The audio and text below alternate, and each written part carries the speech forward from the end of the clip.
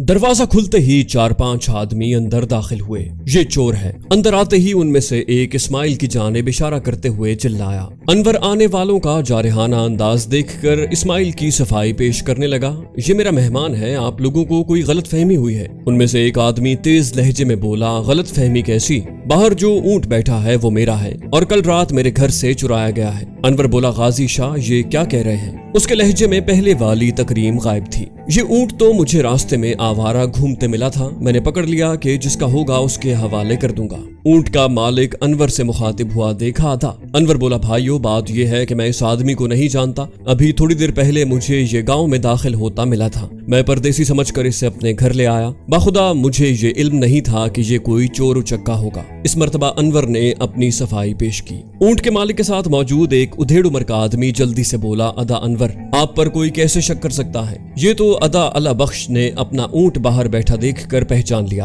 और हमसे आपके मुताल्लिक इस्तफसार करने लगा। ऊंट के मालिक ने उसकी तायद करते हुए कहा, अदा मैं दोपहर को ही यहाँ पहुंचा हूँ। ये ऊंट इसने कल रात मेरे घर के सामने से खोला था। मुझे सुबह पता चला तो मैं उसकी तलाश में निकल पड़ा और अल्लाह का शुक्र है कि मुझे मेरा ऊंट माँ चोर के मिल गया है। अनवर ने पूछा, तुम किस गोठ के हो? वो बोला, गोठ शालम अदा। अनवर ने कहा, गोठ शालम से तुम गोठ सदरू कैसे आ गए? क्या तुम्हें इल्म था कि ये इसी समत का रुख करेगा? वो बोला, घर से तो मैं इसके पांव के निशानात देख कर चला था जो रास्ते में गुम हो गए। चूंकि इसका रुख सदरू की तरफ था तो मैं भी अंदाजे से इसी समत आ गया। उनकी बातों के दौरान इस्माइल को पता चल गया था कि वो बुरी तरह फंस गया है। इतने आदमियों से लड़ भिड़ कर वहां से भागना उसके बस से बाहर था। उसका बाजू ठीक नहीं था और अगर वो उसे पकड़कर पुलिस या रेंजर्स के हवाले कर देते तो उसकी सारी मेहनत रायगां जाती। उसके पास सबसे बेहतरीन ऑप्शन यही था कि वहां से भाग जाए, मगर यह भी नामुमकिन था कि वक्ती तौर पर बैठक से फरार होने से उसका मकसद हल नहीं हो सकता था। वहां से भागकर वो कहां जाता? शहर तो था नहीं कि वो छुप जाता। गांव जितना बड़ा हो गांव ही रहता है। तमाम लोग एक दूसरे से वाकिफ होते हैं और बात फैलते देर नहीं लगती। गांव से बाहर भाग जाना भी मुमकिन नहीं था। पैदल वो कहां तक भाग सकता था, जबकि ताकुब करने वाले ऊंटों पे सवार उससे कई गुना ज्यादा इस इलाके से वाकफियत रखते थे। इन सारे इम्कानात का जायजा लेकर वो अपने मेजबान अनवर से मुखातिब हुआ, अनवर साईं आप सब मेरी एक गुजारिश सुनेंगे?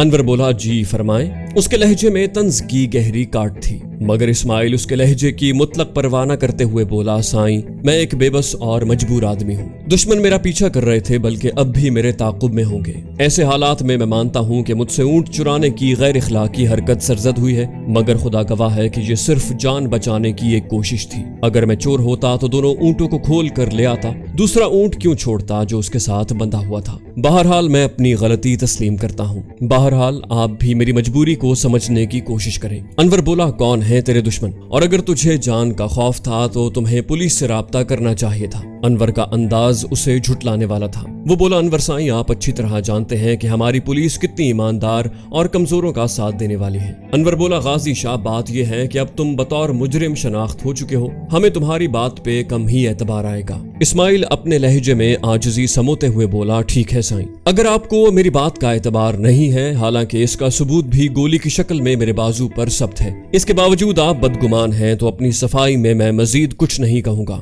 एक गरीबुद्दयार अजनबी आपके रहमो करम पर है, आप जो सलूक करना चाहें कर सकते हैं। उसका आजिजाना लहजा सुनकर ऊंट का मालिक बोला, अदा अनवर मुझे मेरा ऊंट मिल गया है और मैं इसे माफ करता हूँ। अगर ये झूठा है और चोरी करना इसका पेशा है तो मुझे यकीन है कि जल्द ही ये दोबारा पकड़ा जाएगा, और अगर सच्चा है तो मैं किसी मजलूम पे जुल्म नहीं कर सकता। अनवर तहम्मुल से बोला, ठीक है अल्लाह बख्श, अगर तुम इसे माफ करते हो तो हमें भी खुदाई फौजदार बनने का कोई शौक नहीं। जवान तुम आजाद हो और यहाँ से जा सकते हो। इस्माइल ने दुआया लहजे में कहा, अल्लाह आप लोगों को इज्जत दे। अगर इसके साथ मुझ पे इतना एहसान कर दें कि मेरी रहनुमाई किसी करीबी शहर की तरफ कर दें जहां से मुझे सफर करने के लिए गाड़ी मिल सके तो आप लोगों का बड़ा एहसान होगा। अनवर ने कहा, जवान अगर तुम गोठ सदरू से निकलकर सीधा मगरिब की समत इख्तियार करो तो उमरकोट जा पहुंचोगे। वो यहाँ से 35-40 किलोमीटर के फासले पे है। जुनूब मगरिब की समत में धर्मशाल है। जो तकरीबन 20 किलोमीटर के फासले पे होगा। इसी तरह शुमाल मगरिब की तरफ नया छोर है, उसका फासला भी धर्मशाल जितना ही होगा। इस्माइल ने पूछा, इनमें से किसी भी शहर तक पहुंचने का जरिया क्या होगा? अनवर फराख दिली से बोला, सुबह के टाइम आपको ऊंट गाड़ी किराए पे मिल सकती है और सुबह तक तुम मेरे यहाँ कयाम कर सकते हो, बल्कि जितने दिन चाहो यहाँ रह सकते हो। इस्माइल बोला, बहुत मेहरबानी अनवर साईं, अगर अभी कोई सवारी मिल जाती। वो बोला, नहीं, इस टाइम कोई तैयार नहीं होगा। उसी वक्त ऊंट का मालिक बोला, अदा अनवर, आपकी बड़ी मेहरबानी, अब हमें इजाजत दे। अनवर बोला, आप लोग बैठे ना, चाय पानी हो जाए। वो बोला, साईं अल्लाह इज्जत दे, फिर कभी सही। अनवर ने कहा, फिर आप कब आएंगे?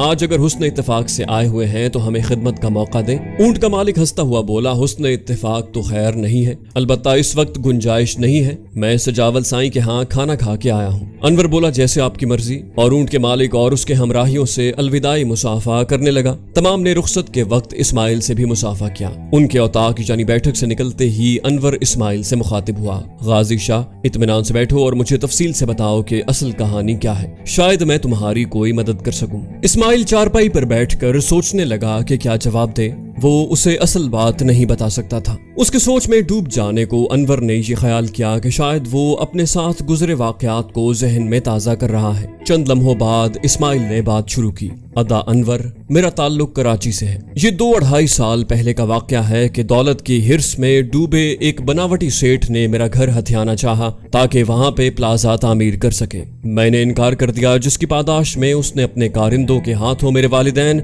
और छोटी बहन को मौत के घाट उतार दिया। उनके कत्ल का इल्जाम भी मेरे सर लगा और मुझे हवालात में बंद कर दिया गया। एक दिन इत्तेफाक से थाने के सामने धमाका हुआ, जिससे थाने में अफरा तफरी मची और मुझे फरार का मौका मिल गया। मैं भागकर हैदराबाद और फिर वहां से उमरकोट पहुंचा। उमरकोट में मेरी शनासाई एक स्मगलर से हुई, जिसकी मदद से मुझे सरहद पार करने का मौका मिला। इंडिया में मैं मजदूरी करके पेट पालता रहा। अब जबकि इस बात को 2-2.5 साल का अरसा होने वाला है तो मैंने वापसी का सोचा और उसी स्मगलर के जरिए वापसी का कसद किया। बदकिस्मती से सरहद पार करते हुए हम रेंजर्स के फायर का शिकार हो गए। जाने किस गलत फहमी में उन्होंने हम पे फायर खोल दिया। मेरे स्मगलर साथी मौके पे ही हलाक हो गए, जबकि मुझे भागने का मौका मिल गया और अभी आपके सामने हूँ। झूठ सच मिलाकर उसने एक कहानी अनवर को सुना दी।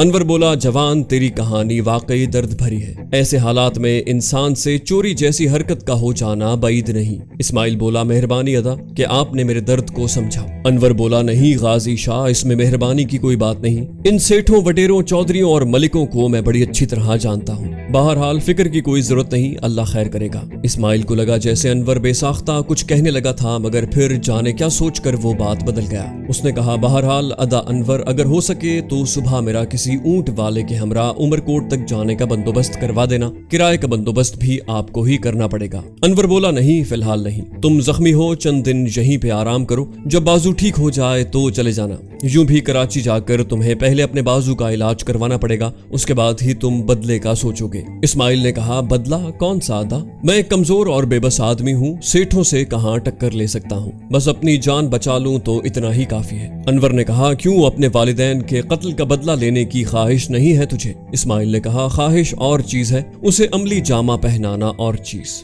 अनवर ने कहा, भाई इरादा तो करो, कोई सबब भी बन जाएगा। इस्माइल बोला, ये आप इसलिए कह रहे हैं कि आप सेठ फाजिल से वाकिफ नहीं। वो कराची का एक नामी गरामी गुंडा है, जबकि मैं आपके सामने ही हूँ। वो बोला, अगर ऐसा है तो यहीं रह जाओ, कराची क्या करना जाके? इस्माइल बोला, अदा मैं जरूर यहाँ रह जाता, मगर मैं शहर का आदी हूँ और इस दूर दराज गाँव में रहना मेरे लिए मुमकिन नहीं। इसके अलावा अगर वालिदैन नहीं है तो क्या हुआ, दूसरे अजीज तो मौजूद हैं, और सबसे बढ़कर ये कि शायद कभी अल्लाह ताला मुझे इतनी ताकत दे दे कि मैं अपने दिल की भड़ास निकाल सकूं। अनवर बोला, जैसे तुम्हारी मर्जी, लेकिन बाजू ठीक होने तक यहीं रुक जाओ। इस्माइल साफ गोई से बोला, मुझे रेंजर्स का डर है। अनवर ने कहा, क्यों? इस्माइल बोला, आखिर गैर कानूनी तौर पर सरहद उबूर की है मैंने। अनवर ने कहा, तो क्या हुआ, पाकिस्तान के शहरी तो हो ना? वो बोला, अदा मैं पाकिस्तान का शहरी था, अब मेरी शनाख्त खो चुकी है, फिलवक्त मैं पाकिस्तानी सरकार की नजर में मुजरिम हूँ। अनवर ने कहा, बहरहाल तुम फिक्र न करो, रेंजर्स वाले सरहद तक ही महदूद रहते हैं और तुम सरहद से काफी अंदर आ गए हो। इस्माइल ने फिर भी कहा, बिलफर्ज वो आ गए तो?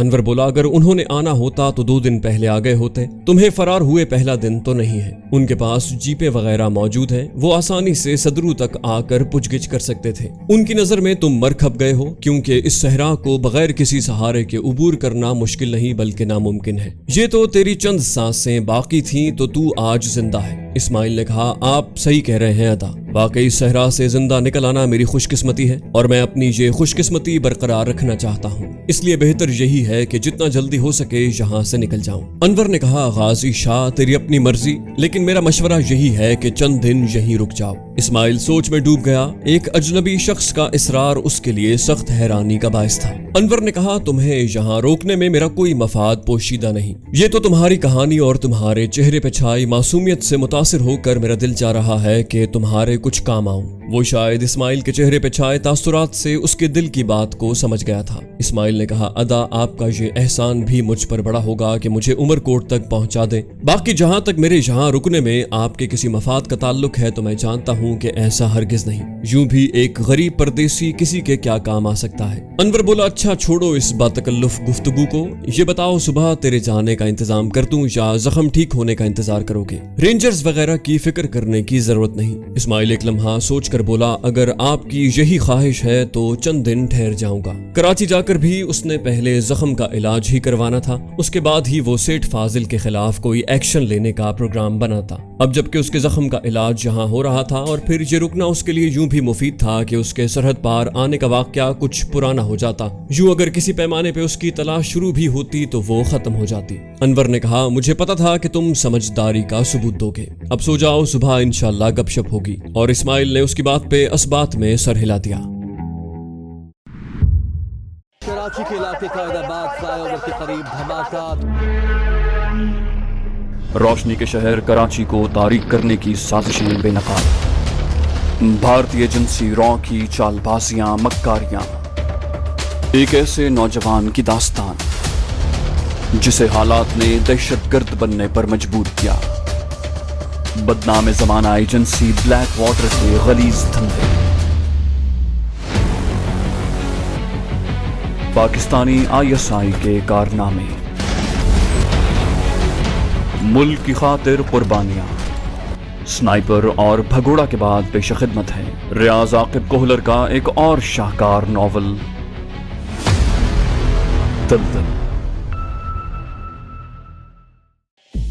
میدے یہ 100% میجر چکرورتی ہے۔ ظفر نے کراچی انٹرنیشنل ایئرپورٹ پر قطر سے آنے والی فلائٹ کے ایک مسافر کی طرف اشارہ کیا۔ حمید نے اس کی تائید کرتے ہوئے کہا اس خبیث نے تو حلیہ ہی تبدیل نہیں کیا یار۔ ظفر بولا شاید اسے یہ خوش فہمی ہے کہ ہم اس کے متعلق نہیں جانتے۔ اس مرتبہ حمید نے ظفر کی تائید کرنے پر اکتفا کیا اور کہا بالکل ایسا ہی ہے۔ ظفر نے کہا میرا خیال ہے عاطف صاحب کو رپورٹ دے دیتے ہیں۔ حمید بولا راستے میں دے دیں گے۔ روہت کو پارکنگ ایریا کی طرف بڑھتے دیکھ کر حمید جلدی سے آگے بڑھ گیا۔ اس کا ارادہ تھا کہ شروع ہی سے اس کی گاڑی کے قریب اپنی کار رکھے کہ رش کی وجہ سے اس کے اوجھل ہونے کا خطرہ تھا۔ روہت کے پاس ایک چھوٹے سے بریف کیس کے علاوہ کوئی سامان نظر نہیں آ رہا تھا۔ پارکنگ ایریا میں کھڑی ایک ٹیکسی کا دروازہ کھول کر وہ بے تکلفی سے بیٹھ گیا۔ ٹیکسی کے پارکنگ ایریا سے نکلنے تک وہ بھی اپنی کار میں بیٹھ کر ٹیکسی کے قریب پہنچ چکے تھے۔ ڈرائیونگ ظفر کر رہا تھا۔ وہ حمید سے بولا عاطف صاحب کو اطلاع دے دو۔ حمید سر ہلاتے ہوئے عاطف کا نمبر ڈائل کرنے لگا۔ تھوڑی دیر بعد عاطف کی چہکتی ہوئی آواز ابھری جی جناب۔ حمید بولا سر میجر چکرورتی ہمیں نظر آ گیا ہے اور اس وقت میں اور ظفر اس کے تعاقب میں ہیں۔ عاطف نے پوچھا کہاں؟ وہ بولا ایئرپورٹ پر سر۔ عاطف نے کہا گڈ، اسے چھیڑنا مت، بس خاموشی سے اس کا پیچھا کرتے رہو۔ میں الیاس اور عرفان کو بھی تمہارے پاس بھیج رہا ہوں۔ تم اس وقت ہو کہاں؟ وہ بولا فی الحال تو ہم کار میں ہیں جو کہ روہت کے تعاقب میں ہے، اور روہت کی ٹیکسی کا رخ جانے کس طرف ہے؟ عاطف نے کہا میں ان دونوں کو صورتحال سے آگاہ کر دیتا ہوں، وہ خود تم سے رابطہ کر لیں گے۔ ان سے رابطے میں رہنا اور مجھے بھی اپڈیٹ رکھنا۔ عاطف نے اس کے مزاح کو نظر انداز کیا۔ وہ بولا ٹھیک ہے سر۔ عاطف بولا اوکے، بہت زیادہ احتیاط کرنا، خدا حافظ، اور عاطف نے فون بند کر دیا۔ ظفر عاطف کی گفتگو نہیں سن سکا تھا، بولا کیا کہہ رہے ہیں عاطف صاحب؟ حمید بولا الیاس اور عرفان کو بھی ہمارے پاس بھیج رہے ہیں اور آرڈر یہ ہے کہ صرف تعاقب کیا جائے، اس خبیث کے ساتھ چھیڑ چھاڑ کی ضرورت نہیں۔ اسی اثناء میں الیاس کا بھی فون آ گیا، وہ ان کی موجودہ لوکیشن پوچھ رہا تھا۔ حمید نے اسے تفصیلی طور پر اپنی لوکیشن اور جانے کے رخ سے آگاہ کر دیا۔ حمید کی بات ختم ہوتے ہوتے ٹیکسی مین روڈ سے اتر کر ایک معروف بازار میں گھس گئی۔ اس خبیث نے تو راستہ ہی بدل لیا ہے۔ حمید نے دوبارہ الیاس کا نمبر ڈائل کیا اور اسے اپنے جانے کے رخ سے آگاہ کرنے لگا۔ بازار میں رش کافی تھا۔ ٹیکسی اور ان کی کار کے بیچ میں ایک سوزوکی وین تھی۔ ظفر نے جان بوجھ کر اسے کراس کرنے کی کوشش نہیں کی تھی۔ ٹیکسی جلد ہی ایک بغلی گلی میں مڑ گئی۔ مجبوراً ظفر کو بھی اس کے پیچھے مڑنا پڑا، البتہ وین سیدھی چلتی رہی۔ بازار की निस्बत गली में रश काफी कम था, जिसकी वजह से टैक्सी की रफ्तार में इजाफा होता गया। टैक्सी से आगे एक कार थी और उनकी कार के पीछे भी एक दो गाड़ियां उस गली में मुड़ी थीं। इसलिए जफर को इस बात का इत्मीनान था कि रोहित को ताक़ुब का शक नहीं होगा। उनके आगे पीछे चलने वाली गाड़ियां आहिस्ता आहिस्ता दाएं बाएं मुड़ती रहीं, लेकिन वो रोहित की टैक्सी के पीछे चलते रहे। टैक्सी निस्बतन एक तंग गली में मुड़ी और थोड़ा सा आगे जाकर रुक गई। गली इतनी वुसअत नहीं रखती थी कि वो साइड से गुजर जाते, मजबूरन उन्हें भी उसके पीछे रुकना पड़ा। जफर आहिस्ता से बोला, इसे शक ना हो जाए। हमीद ने पूछा, किस चीज का? जफर ने कहा, अपने ताक़ुब का। और ये कहते हुए जफर ने यूं हॉर्न दिया जैसे उसे जाने की जल्दी हो। उसी वक्त टैक्सी का दरवाजा खुला और रोहित बाहर निकला और उनकी कार की समत बढ़ा। उसका अंदाज ऐसा था जैसे वो उनसे कोई मालूमात लेना चाहता हो। खिड़की के करीब आकर वो झुका और निहायत धीमे लहजे में उनसे मुखातिब हुआ, क्या मैं पूछ सकता हूँ कि तुम लोगों को क्या तकलीफ है? हमीद ने सख्त लहजे में पूछा, क्या मतलब है मिस्टर? वो बोला, मतलब ये है कि तुम मेरा ताक़ुब क्यों कर रहे हो? जफर ने जेब से पिस्टल निकाल लिया, इसलिए कि तुम्हारा बोझ हल्का कर सके। वो नहीं चाहता था कि रोहित को उनके सीआई वाला होने पर शक गुजरे। इस तरह की डकैतियां होना कराची का मामूल था और उसने भी यही बहाना बनाना चाहा, मगर अभी वो बमुश्किल अपना हाथ ही सीधा कर पाया था कि रोहित ने बिजली की सी तेजी से उसके पिस्टल वाले हाथ पर एक जोरदार ज़रब लगाई। पिस्टल जफर के हाथ से छूटकर नीचे गिर गया और इससे पहले कि जफर अपना पिस्टल नीचे से उठाता या हमीद अपनी जेब से पिस्टल निकाल पाता, रोहित अपनी जेब से इटली का बना खौफनाक बैरल वाला बरेटा निकाल कर उन पर तान चुका था। उसकी खुर्राहट नुमा आवाज उभरी, अपने हाथ गर्दन के पीछे बांधो। उन दोनों के पास उसका हुक्म मानने के अलावा कोई चाराकार न था। दोनों इस साइड से बाहर आ जाओ। 2 कदम पीछे हटकर उसने नया हुक्म दिया। पीछे हटने से पहले वो कार का दरवाजा खोलना नहीं भूला था। पीछे मुड़ो और 2 कदम आगे हो जाओ। आखिरी अल्फाज उसने जफर को मुखातिब करके कहे थे। उनके घूमते और जफर के आगे बढ़ते ही उसने माहिराना अंदाज में हमीद की तलाशी ली और उसका पिस्टल भी निकाल कर अपने पास रख लिया। ये तुम अच्छा नहीं कर रहे। जफर ने दांत पीसे, हमारे साथ पंगा लेकर तुम्हारा कराची में रहना मुश्किल हो जाएगा। वो बोला, मेरा कराची में आने का मकसद तुम लोगों से पंगा लेना ही है। जफर ने कहा, क्या मतलब? उसके लहजे में हैरत का अंसर नुमाया था। वो तंजिया अंदाज में मुस्कुराया, मतलब वाज़े है मिस्टर खुफिया एहलकार। उसकी मुस्कुराहट और तंजिया अंदाज जफर से बर्दाश्त न हो सका। उसने पिस्टल की परवाह किए बगैर उस पर छलांग लगा दी, मगर रोहित को छूने की हसरत उसके दिल में रही। रोहित ने अपनी जगह से थोड़ा सा दाएं होकर उसका वार खता किया। जमीन पर गिरते ही जफर ने दाएं पांव पर घूमते हुए बाएं पांव से रोहित को निशाना बनाना चाहा, लेकिन इससे पहले कि उसकी किक अपने टारगेट के करीब जाती, रोहित की जोरदार किक उसके पहलू में लगी और वो लड़खड़ा कर नीचे गिर गया। इसी अस्ना में अपनी तरफ से गाफिल समझते हुए हमीद ने उस पर हमला कर दिया। उसने इस अंदाज में रोहित पर छलांग लगाई कि उसे छाप ले। उसके दोनों हाथ दाएं बाएं फैले हुए थे। रोहित उस वक्त जफर की तरफ मुतवज्जे था, मगर जैसे ही हमीद के पांव जमीन पर लगे और उसने रोहित को पुश्त की जानिब से जप्फी डालनी चाहिए, अचानक जैसे बिजली चमकी। रोहित जल्दी से घूमा और उसका दायां घुटना कमान से निकले तीर की तरह हमीद की बाईं पसलियों की तरफ बढ़ा और अगले लम्हे आह की आवाज के साथ हमीद नीचे गिरा। वो पानी से निकली मछली की तरह तड़प रहा था। जफर को लगा कि उसकी चंद पसलियां टूट गई होंगी। वो यकदम मोहतात हो गया। उसे हमला न करते देखकर रोहित के होंठों पर तंजिया मुस्कुराहट उभरी। वो पिस्टल जेब में डालता हुआ बोला, मेरा ख्याल है तुम इसकी वजह से मोहतात हो गए हो। लो, ये मैं जेब में डाल लेता हूँ। मगर उसकी इस हरकत पे भी जफर ने उस पे हमला करने की कोशिश न की। रोहित वाज़े तौर पर एक अच्छा फाइटर था। बोला, मेरा ख्याल है तुमने मुझे माफ कर दिया है। रोहित का तंज ऐसा नहीं था कि नजरअंदाज किया जा सकता। जफर ने एहतियात को बालाए ताक रखते हुए उस पे हमला कर दिया। रोहित ने एक कदम पीछे हटते हुए उसकी दायरवी किक का वार खता किया और उसके साथ उसके भारी बूटों की एड़ी जफर की छाती में लगी, जिसने उसे जमीन चाटने पर मजबूर कर दिया। उसका सर इस जोर से गली के पुख्ता फर्श से टकराया कि उसकी आंखों में नीले पीले तारे नाचने लगे। उसके जमीन से उठने से पहले रोहित ने पिस्टल निकाला। बरेटा के फायर की मखसूस आवाज जफर के कानों में आई, मगर जिस्म में कोई तकलीफ महसूस न होते देखकर उसने आंखें खोल कर देखा तो उसे हमीद के सर में रोशनदान खुला नजर आया। क्या इलाज करवाते फिरोगे? तुम्हारा काम आसान किए देता हूँ। उसने फिल्मी स्टाइल से उसकी जानिब उंगली उठाई। तुम सिर्फ इसलिए जिंदा नजर आ रहे हो कि अपने बड़ों तक मेरा पैगाम पहुंचा सको। उन्हें बता देना कि मेजर रोहित चक्रवर्ती कराची आ गया है। अगर तुम लोगों को अपनी जाने अजीज हैं तो महाराज पाशा के कातिलों को मेरे हवाले कर दो। मैं जिस तरह आया हूँ वापस लौट जाऊंगा, नहीं तो। वो अपना जुमला अधूरा छोड़ते हुए टैक्सी की तरफ बढ़ गया। जफर के जिस्म में इतनी सकत नहीं रही थी कि वो उसे रोक पाता या उसके खिलाफ किसी किस्म की कोई कार्रवाई कर सकता। जेब से मोबाइल निकालकर आतिफ को इस संगीन वाक़े की इत्तला देने के लिए वो उसका नंबर डायल कर रहा था।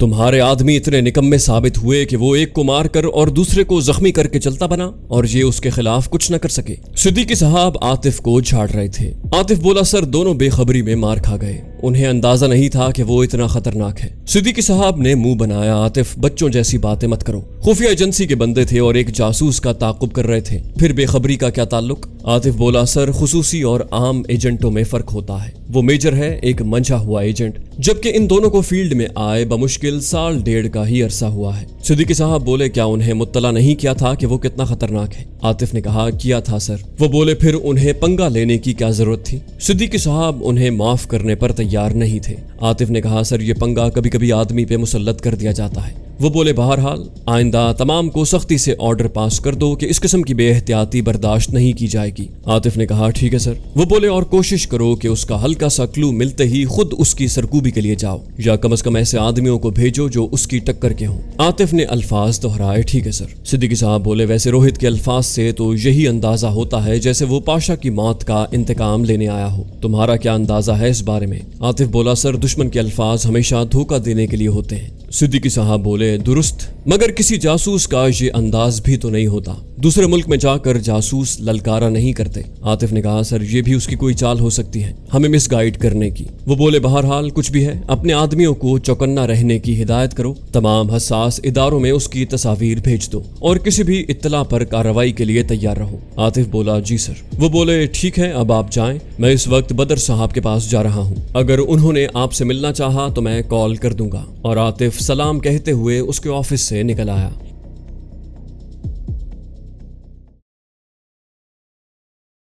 तो दोस्तों, ये थी हमारी आज की एपिसोड। उम्मीद करते हैं आपको हमारी कहानी पसंद आई होगी। जाने से पहले इस वीडियो को लाइक कीजिए और शेयर करना मत भूलिए। कमेंट करके हमें बताइए कि आपको हमारी वीडियो कैसी लगी, और अगर अभी तक आपने इस चैनल को सब्सक्राइब नहीं किया तो इसे सब्सक्राइब कीजिए और बेल आइकन दबाकर ऑल नोटिफिकेशंस ऑन कर लीजिए।